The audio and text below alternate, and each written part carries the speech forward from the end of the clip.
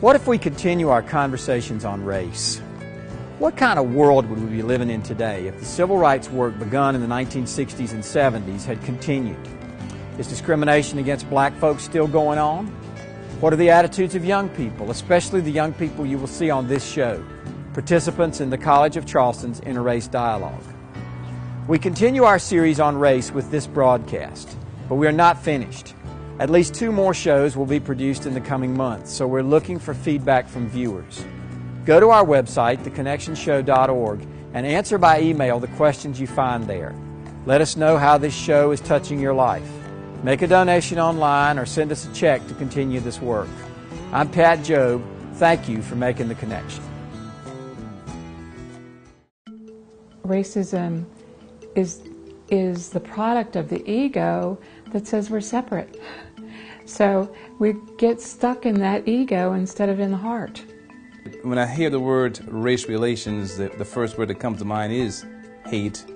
And then I think about Dr. King, and then I think about my parents, and then I think about slavery as a whole. It costs us talent. It costs us economics. Peace of mind, joy, the ability to love full out. That's what it costs us. Yeah, it's a big price. We could have become a society in which race didn't matter very much. And I don't see us moving very fast along that road, because whatever progress we're making, race is still such an enormous factor.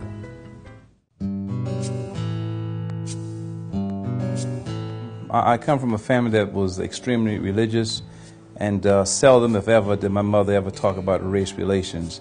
I found out about race relations my freshman year in college, Morris College in Sumter, South Carolina, and I was quite young. I was a 16-year-old freshman, and I really could not comprehend I guess the word is the hate that really transpired. But prior to that as well, my senior year at Berkeley High School in Mount Scorner, that was the first year that I attended school with whites, because that was the year 1970, that the schools were mandated to be integrated in Mount Scorner, or basically Berkeley County. You know, going to segregated schools for 11 years, and during that time, I did feel a sense, or I did have this badge of inferiority placed upon my chest. And because when I had gone to school to Berkeley High, I did feel that whites were superior in body movements, in terms of smartness, in terms of mentality. I did feel that, and I had to prove that wrong in order for me to really have a good sense of direction about self. But during my time, you know, you were taught that, you know, white is right and white is better. But over the years, I realized there's no truth or veracity in that.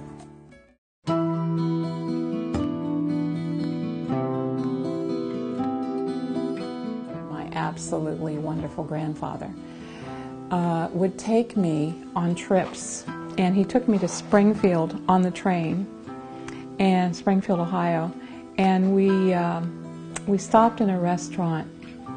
It was a counter, and I loved to eat even then, and so we ordered, and we started to order, and the waitress said, "You all have to go down the street."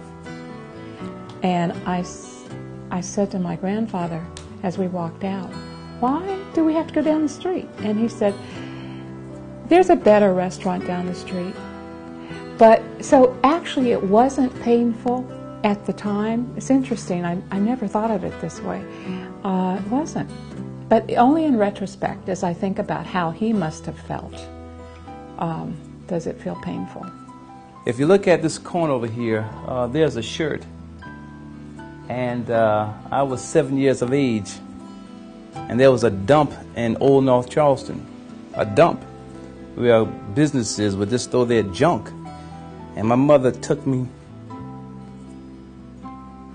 to that dump, and there was this old piece of cloth, And she got that cloth, took it home, boiled it, washed it, and made that shirt for me to wear to school. And I have it here to keep me humble, as well as to remind me from whence I've come. And it sometimes grieves me because my mother desperately wanted to be a teacher. That was her desire, to be a teacher. But this state did not afford her that opportunity, because her school, she was not allowed to go beyond the 7th grade, and that was Berkeley County. My father, the same thing was applicable in Williamsburg County. He was not afforded to go beyond the 2nd grade. That's as far as he could go. And my grandmother didn't have any education at all, because there was nothing in place to educate her. And the thing that bothers me, that if my parents had really given the opportunity, how much better I would be today. And I don't understand this inconsistency. You know, America wants me to be the best that I can be, but at the same time, you deny my parents from allowing me to become the best that I could be. So and they're dealt with race, and they simply were not given the opportunity to be what they wanted to be. So race, in terms of that, has really hurt me, because I think I could be much more articulate. I think I could have made more funds that I could give to my community to make things better. A good many years ago, back in the about late 1960s or 1970s, I was living in Jackson, Mississippi. My wife and I were driving up Highway 55 in Mississippi, and somewhere around Grenada, we heard what sounded like a shot. And the reason it sounded like a shot is it was a shot. And next thing we knew, we didn't have a passenger window in the car. And luckily, my wife was not hurt. And the way I've described it, we were lucky to come along at a time when typically when people shot, they missed. People who came before us, when they shot, they didn't miss. When I first married and we moved into an apartment in Worcester, Ohio, it was our first apartment. And my husband was teaching at the College of Worcester. And we got all settled in, and the landlord, we were coming from church, and the landlord stopped us, and he pulled my husband aside and said, "Is yours wife colored?" I wish I could use your accent. And he said, "Yes." And he says, "Well, yous are going to have to move." We had moved to Mounts Corner, and right off of Main Street, there was a doctor's office, and one could see the sign, white and colored. And at the age of 10, I guess I was just a bold child. I pulled away from my mother, and I opened the door where it said, "For whites only." And I saw those eyes looked at me as eyes had never looked at me before. And my mother snatched me so hard, she almost pulled my arm out of the socket. And she said, "Boy, are you crazy? What's wrong with you? You know you're not supposed to go in there." My father was working at the shipyard in Norfolk one time when I was a little boy. He told me this story. I was maybe 4 or 5 years old. And he went to, I guess, get a soda, or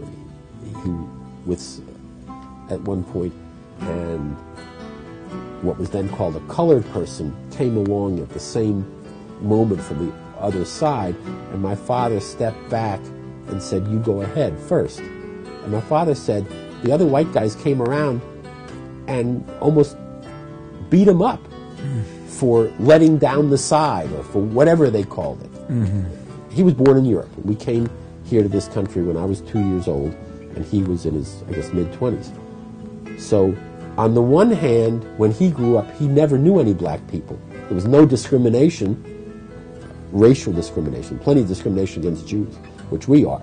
In those days, there was this widespread discrimination, and the message I got was that there was no excuse for it. I mean, just imagine, had my parents given the opportunity to be what they wanted to be, how much of a better individual that I would be, because it's hard to compete when you have families who are doctors and lawyers, can afford basically anything they want to, compared to this child who has very little.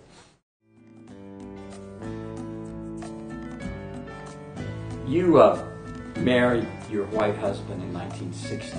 Tell us that story. We met at a Congress of Racial Equality meeting. He was a Presbyterian minister, and he had started Presbyterian interracial housing. And I was on the subcommittee of housing for CORE. And I wanted to talk to him as a minister. I certainly didn't think I would marry him, but that's what happened.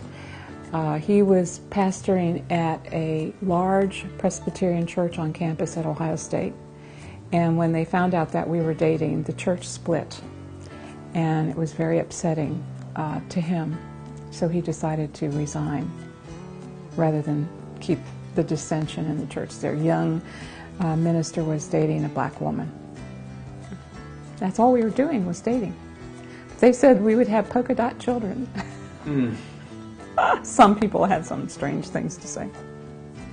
After 11 years of marriage, I decided I needed to find out more deeply who I was racially, and I couldn't really do that in the arena that I was living.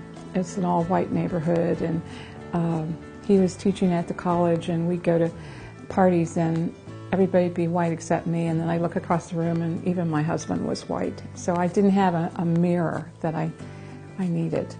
There was a connection with not fully having developed an identity around my race, which is what I chose this lifetime, and not knowing who I was. If I didn't know who I was, then how could I embrace it or feel worthy? And so I had to go into it. I had to go somewhere where the people were really thoroughly proud of being black. And that was in the Bahamas.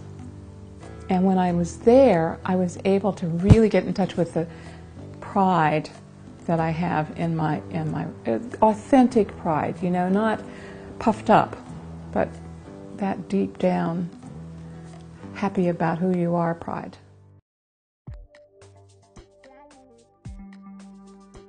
I would agree with everybody that there's progress and there are problems.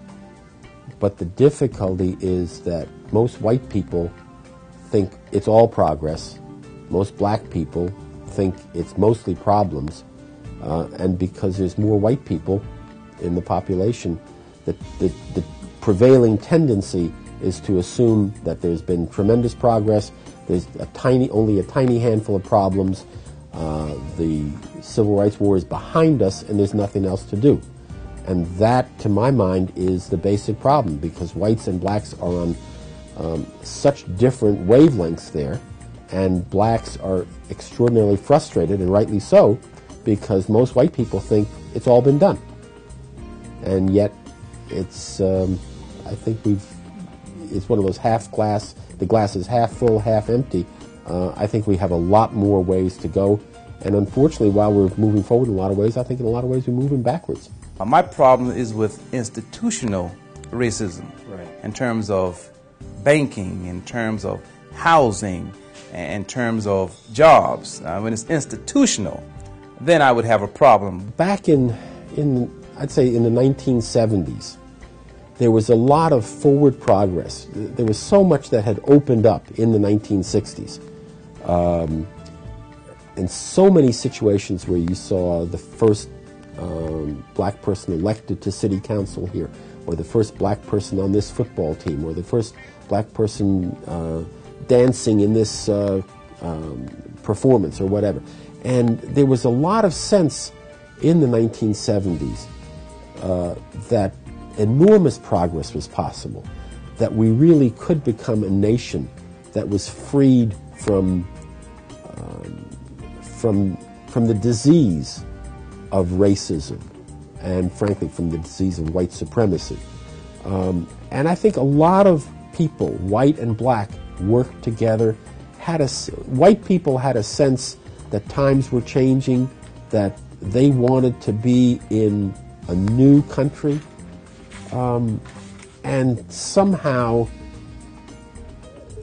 That's just less so today. As I say, that's a big overgeneralization. But I think today there's more, we have come certainly far beyond where anybody in the 50s or 60s could have thought we'd be. But at the same time, I think our ambitions, our hopes, and our feelings of how far we can go have changed. And I think now we do have a country that's still two countries, as the Kerner Commission said, two societies in 1968. And I'm afraid that we are just not making fast enough progress toward ending that. We're making progress toward cooperating. Blacks are moving further along, are making economic progress. But I don't see the sense of togetherness and of a joint enterprise that I saw a generation ago. If you put a man in a race, two men in a race, and they have to run a mile, and one man, you let him go. The second man, you place him in chains and in a ball.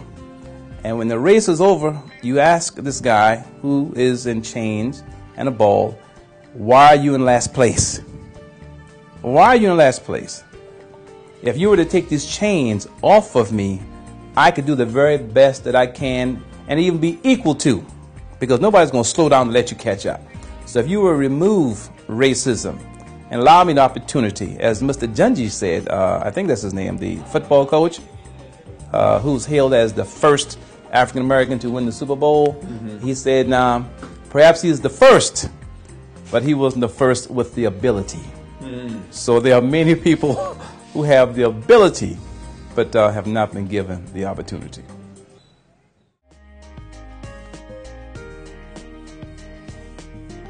The Washington Redskins used to be the South's football team, partly because they didn't have any black football players. And he said, well, here's the Washington Redskins. Here's a good example. Owned by George Preston Marshall, who was a racial bigot, and because he was an old-style guy from the South. Yet, at some point, they realized that if they were going to keep their team, keep their fans, they had to get some black ball players. And so they did it. And nobody forced them, and that's the best way for it to work. And I remember calling him up, and I said, well, that's a very nice story. It happens not to be true. The Washington Redskins would never, under George Preston Marshall, have done it by themselves. What happened was that Stuart Udall, who was the Secretary of Interior of the United States, told the Washington Redskins that if they didn't have a black ball player by the start of the, I think, 1963 football season, they would not be allowed to play in D.C. Stadium. They got somebody, and who they got was Bobby Mitchell, who was the best halfback in the history of the Washington Redskins. I've got a good friend whose mother also was a racist bigot. My friend had her young baby boy, say 1 year old, at her mother's house one day. And her mother used the N-word, which was part of her regular vocabulary. And my friend said to her mother very coolly and calmly and quietly, she said, "Mother, if you ever use that word again, you will never see your grandson till the day you die." And that did it. It didn't change her mother's attitude necessarily, but it changed her behavior. And I think by changing your behavior, it can't help but change your attitude.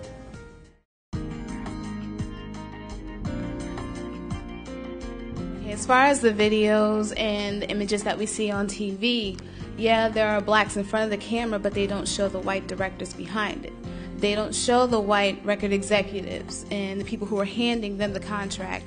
And so you have this group of rich people who are taking advantage of these people who come from nothing and who know nothing, and they just want to get out. And so I don't blame them for trying to find a way to survive, because that's all they know. But at the same time, you get to a certain point where you have to take responsibility for your actions, and if you want to know better, you will learn better, and you will go after that.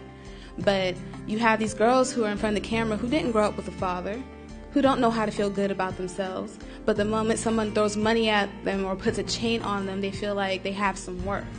And then you have these guys who probably didn't grow up with a father either, who have been harassed by the police all their lives, told they were dumb and never accomplished anything in school probably, and they're in front of the cameras and they're taking advantage of each other, and while somebody else is behind the camera taking advantage of them.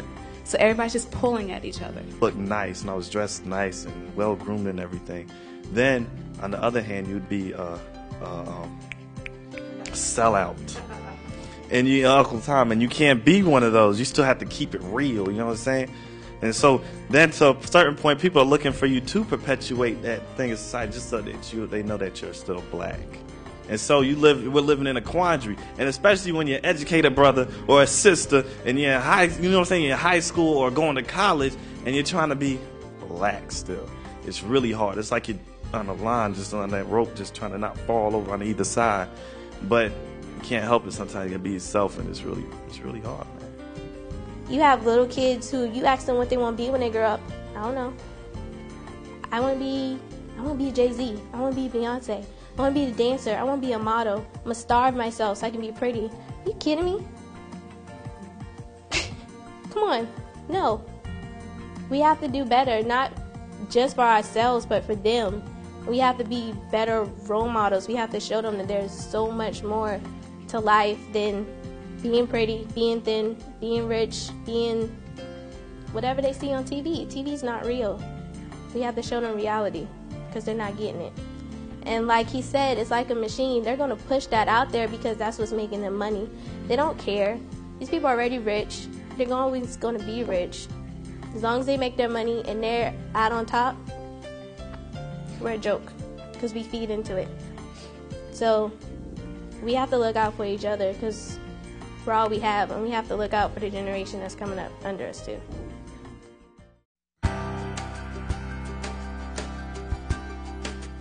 I tell my children to be fair in all things, beyond race, class, gender.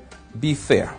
That's all I ask them to do in terms of race relations, and don't judge anybody just because others are. And that's something for you to do, whether it's white, black, Japanese, Mexican-American, Hispanics. I want you to be fair in all things. My children are mixed race. They're black and white. So they're fortunate enough to be a part of both races. And I believe that what I've tried to live is to be a bridge person. I always wanted to see the races together, so I'm always trying to bring them together. And actually, I did that in the children. And my children really do embrace both races. But they have the opportunity to succeed as everyone else, and I hope because of their color and gender that they are not denied things that belong to them by nature of being American in this country. I envision a world where they can be free enough to be exactly who they are and to find out who they are without the world getting in the way and telling them who they are. Like I felt like it did to me. And when you ask me what am I looking for my children, for my grandchildren, I'm looking for blacks to get into that same level, same ballpark as whites. I don't expect to see inequality eliminated in this world. Some people are always going to be better off than others, smarter, faster, nicer, better singers, better weavers, whatever. But we really have two different teams. And we need the second team to come up to where the first team is so that people won't think of it as two different teams. I guess the other message that I gave them was be true to yourself, because they saw me being true to myself even though it was inconvenient.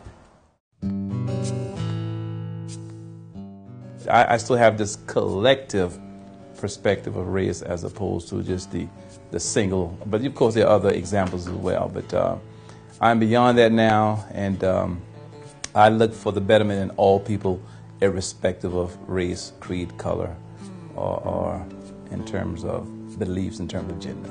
But it's been a remarkable experience here in America, I don't want to go any other place. This is a very emotional subject. And you know, the thing I think that's important about this subject is that it's the major division in this country, in the world.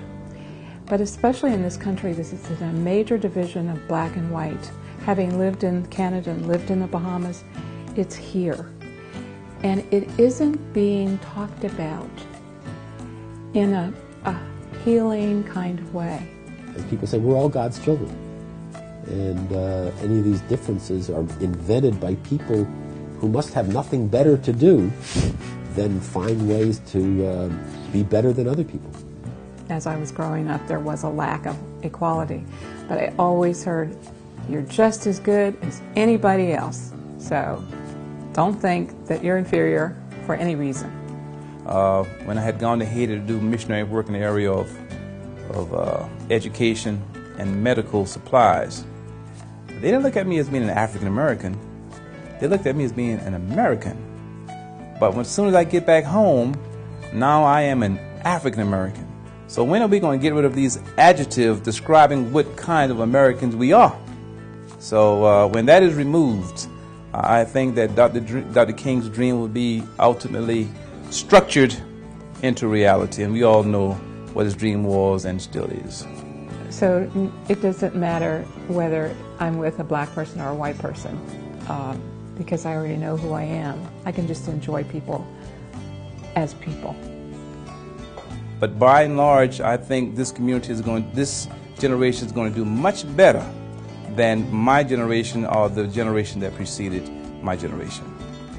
So I think this country deserves an enormous amount of credit for the fact that we have been wrestling and struggling and trying to solve the problem.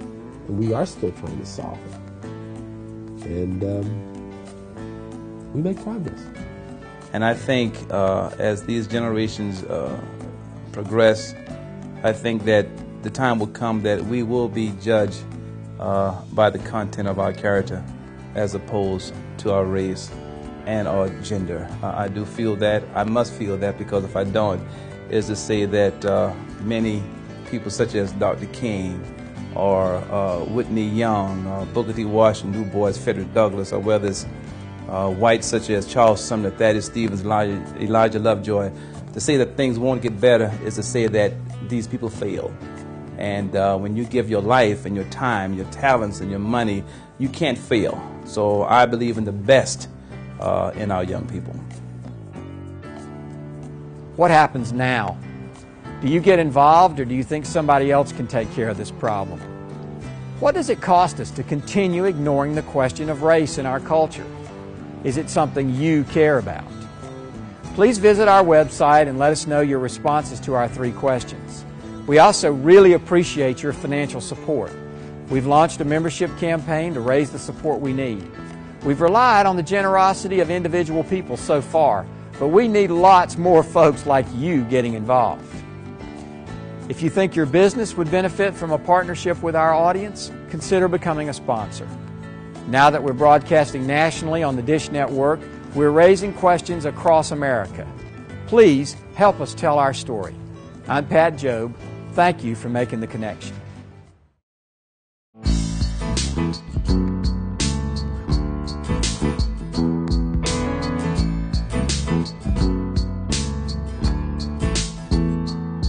When we listen to a story and we see the world through someone else's eyes,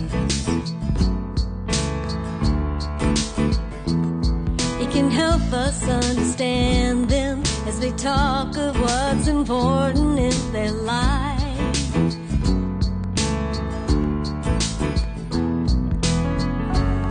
We start breaking down those walls. We're not so different after all. We're making the connection. Making the connection. Making the connection.